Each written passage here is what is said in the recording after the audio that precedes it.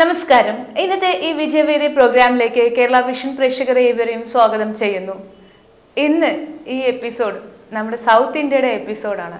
എന്തെന്ന് വെച്ചാൽ മലയാളിയല്ല, ഒരു തമിഴാണ് നമ്മൾ എടുക്കാൻ പോകുന്നത്. സോ തമിഴും മലയാളവും അല്ലെങ്കിൽ തന്നെ മറ്റുള്ള ഭാഷകളെല്ലാം തന്നെ ഒരുമിച്ച് ഉള്ള ഒരു നല്ല ഒരു കൺട്രിയാണ് നമ്മുടെ ഇന്ത്യ. ഈ ഇന്ത്യയിൽ ഒത്തിരി നല്ലവരായ മനുഷ്യന്മാരുണ്ട്, ഒത്തിരി നല്ലവരായ ഹ്യൂമൻ ബീയിങ്സ് ഉണ്ട്. ആ ഹ്യൂമൻ ബീയിങ്സിൻ്റെ അകത്തുള്ള ആ ഒരു പലതരത്തിലുള്ള ഒരു വിഷൻ അല്ലെങ്കിൽ പലതരത്തിലുള്ള ഒരു കാഴ്ചപ്പാട് അല്ലെങ്കിൽ അവർ ജീവിതത്തിൽ അനുഭവിച്ച ആ ദുരന്തങ്ങൾ അല്ലെങ്കിൽ തന്നെ അവർ കടന്നു വന്ന് ഒത്തിരി ഹാർഡ് വർക്ക് ചെയ്ത് ഇന്ന് നന്നായിരിക്കുന്ന അവർ വഴികൾ അതൊക്കെ നോക്കുമ്പോൾ നമുക്ക് തീർച്ചയായിട്ടും മനസ്സിൽ തോന്നും എന്തെന്ന് വെച്ച് കഴിഞ്ഞാൽ നമ്മുടെ ജീവിതത്തിൽ ഒരു മനുഷ്യൻ ജനിക്കുമ്പോൾ ഒന്നുമില്ലാതെ ജനിക്കുന്നു, പോകുമ്പോൾ ഒന്നുമില്ലാതെ പോകുന്നു. പക്ഷേ എങ്കിൽ ഈ ഇടപെട്ട കാലത്തിൽ നമ്മൾ എന്തായിട്ടാണ് നിൽക്കുന്നത്, എന്തായിട്ടാണ് ആവുന്നത്, അല്ലെങ്കിൽ എങ്ങനെയാണ് നമ്മൾ ജീവിക്കുന്നത്, നമ്മൾ മറ്റുള്ളവർക്ക് എങ്ങനെയാണ് സഹായിക്കുന്നത് എന്നുള്ള ഒരു മനുഷ്യൻ്റെ ജീവിതമാണ് ആ ചെറിയ ഒരു കാലഘട്ടത്തിൽ നമ്മളെ ഐഡന്റിറ്റി പ്രൂവ് ചെയ്യുന്ന ഒരു സംഭവം. അങ്ങനെ ഒരു ഐഡന്റിറ്റി പ്രൂവ് ചെയ്യുന്ന ഒരു വ്യക്തിയായിട്ട് മാറാൻ പോകുന്ന ഒരു വ്യക്തിയാണ് ഇന്ന് നമ്മുടെ അതിഥിയായിട്ട് എത്തിയിരിക്കുന്നത്. അദ്ദേഹത്തിന് ഒത്തിരി വിഷൻസ് ഉണ്ട്. അദ്ദേഹം ജീവിതത്തിൽ തനിക്കെന്ന് പറഞ്ഞ് ഒരു നല്ലൊരു കാഴ്ചപ്പാടും ഉൾക്കൊണ്ട് മനുഷ്യന്മാർക്ക് നല്ലത് ചെയ്യാനായിട്ടും അല്ലെങ്കിൽ നല്ലത് സഹായിക്കാനായിട്ട് വേണ്ടി മാത്രം ഇന്ന് അദ്ദേഹം ജീവിച്ചുകൊണ്ടിരിക്കുന്നുണ്ട്. മാത്രമല്ല നല്ലൊരു ബിസിനസ് മാനും കൂടിയിട്ടാണ്. ഇവിടെ ഗുജറാത്തിലെ സൂറത്തിൽ ദ ഗ്ലോബൽ എഞ്ചിനീയറിംഗ് സർവീസസ് ആ കമ്പനിയുടെ പ്രൊപ്രൈറ്ററായ മിസ്റ്റർ എം പ്രഭാകരൻ സേർവൈ അദ്ദേഹമാണ് ഇന്ന് നമ്മുടെ അതിഥിയായി എത്തിയിരിക്കുന്നത്. ഒത്തിരി നല്ല കാര്യങ്ങൾ ചോദിച്ച് മനസ്സിലാക്കാനുണ്ട്. അദ്ദേഹത്തിനെ പ്രോഗ്രാമിലേക്ക് സ്വാഗതം ചെയ്യാം. நமஸ்காரம் சார். வணக்கம். வணக்கம். அதாவது நம்ம பாஷைகள் இல்லாம நம்ம மொழிகள் இதெல்லாம் எந்த ஒரு வேறுபாடும் இல்லாம மக்கள் எல்லாருமே வந்து பாத்தீங்கன்னா ஒற்றுமையோட வாழக்கூடிய ஒரு நாடு நம்ம இந்திய நாடு. இந்த இந்திய நாட்டுல இப்ப வந்து பாத்தீங்கன்னா ஒற்றுமை இல்லாமல் வேற்றுமை தான் ஜாஸ்தி இருக்கு. இதுக்கு உண்டான காரணங்கள் என்ன?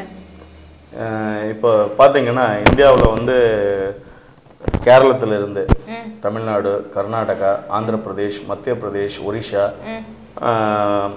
குஜராத், ராஜஸ்தான், இமாச்சல் பிரதேஷ், பஞ்சாப், இந்த மாதிரி எல்லா மாநிலங்களும், அசாம், பீகார், இந்த மாதிரி எல்லா மாநிலங்களும் இருக்கும்போது இன்னைக்கு வந்து எல்லா சக்தியும் இந்தியர் இடத்துல உண்டு.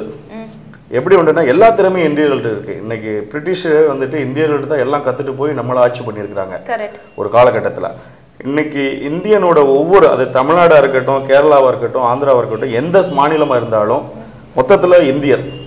நம்மளோட இந்தியனோட மூளையை எடுத்து கொண்டு போய் தான் அமெரிக்காவிலிருந்து மற்ற நாடுகள் எல்லாருமே பயன்படுத்தி பணம் சம்பாதிக்கிறாங்க. இன்னைக்கு உலகமே வளர்ந்துக்கிட்டு இருக்குன்னா எந்த இடத்துல பார்த்தாலும் சரி, உலகத்தில் எந்த ஒரு உலகம் எந்த வளர்ச்சியில் போயிட்டு இருந்தாலும், எப்படிப்பட்ட வளர்ச்சி பாதையில் போனாலும் அதில் கண்டிப்பாக ஒரு இந்தியனோட மூளையும் அறிவும் அவனோட திறமையும் அவனோட ஹார்ட் ஒர்க்கும் அவனோட உண்மையும் சின்சியாரிட்டியும் கண்டிப்பா இருக்கு. கண்டிப்பா ரொம்ப பர்ஃபெக்ட்டா சொன்னீங்க.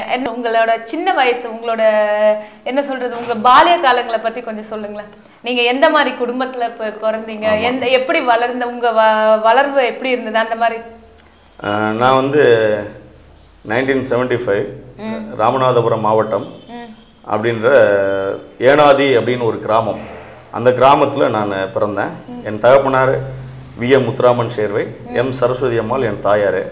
ஒரு சின்ன கிராமத்தில் வந்துட்டு எங்கள் முன்னோர்கள் சொன்னால் ராமநாதபுரத்தை ஆட்சி பண்ண மன்னர் இளவன் சேதுபதி, அவர் பரம்பரையில் வந்த ஒரு ஆண் வாரிசுகளில் நானும் ஒருவன்.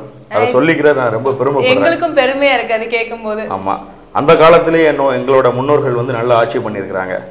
என்னோட கல்வி காலகட்டம்னு பார்த்தீங்கன்னா, நீங்கள் இப்போ என்னை பார்த்தா நீங்கள் என்ன ஃபீல் பண்ணுறீங்க? நான் என்னோட குவாலிஃபிகேஷன் என்ன இருக்குன்னு நீங்கள் நினைக்கிறீங்க?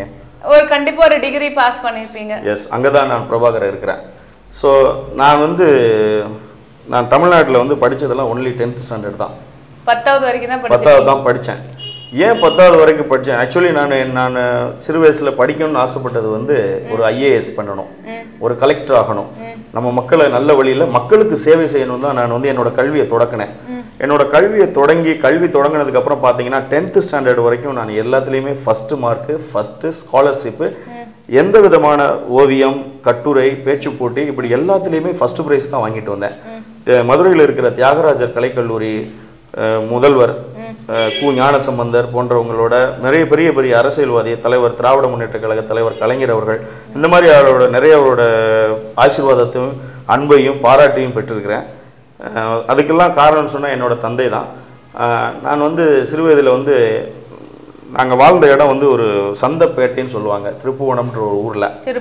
ஆமாம், திருப்புவனம். ஆக்சுவலி திருப்புவனம்னு சொன்னால் அது பட்டு சேலைகளுக்கெல்லாம் ஃபேமஸு. இந்த திருப்புவனம் சொல்கிறது வந்து ஒரு காசியை விட வீசம் புண்ணியம் கூடிய ஸ்தலம் இந்தியாவிலேயே.